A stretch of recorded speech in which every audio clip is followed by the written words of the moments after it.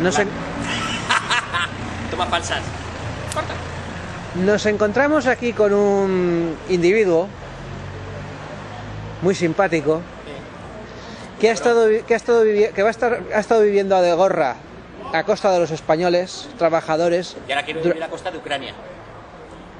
en el cual nos está enseñando su nuevo vehículo, con No el sé lo cual que es, me lo he encontrado en la calle. te lo has encontrado en la calle. Yo he bajado a la puerta y digo, coño, ¿qué tengo aquí? Si es blanco y con un verde. Y lleva un verde. No sé. Y, est- Le pediré explicaciones a los listos, que me expliquen a ver qué es. ¿Y usted va a poder salir a trabajar con esto? No, yo no, si yo no tengo carne. ¿No tiene carnet? O sea, ¿es usted un presunto delincuente?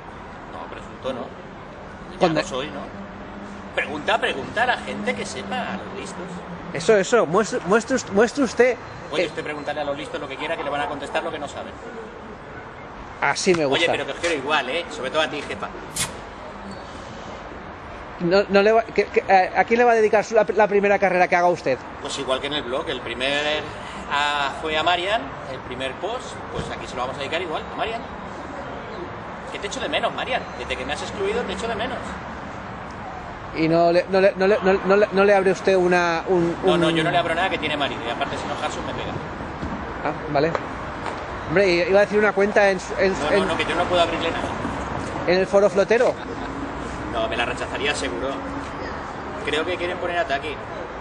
Pero Bueno. el ataque no me interesa, no está buena. También tiene usted razón. Así Bueno, que, ha sido un placer. Seguiremos con la entrevista y contaremos cosas serias. Ahora Sí. es que no me apetecía. es que esto simplemente es para un poquito de cachondeo, ¿verdad? Para que mi amigo Harson se ponga caldo.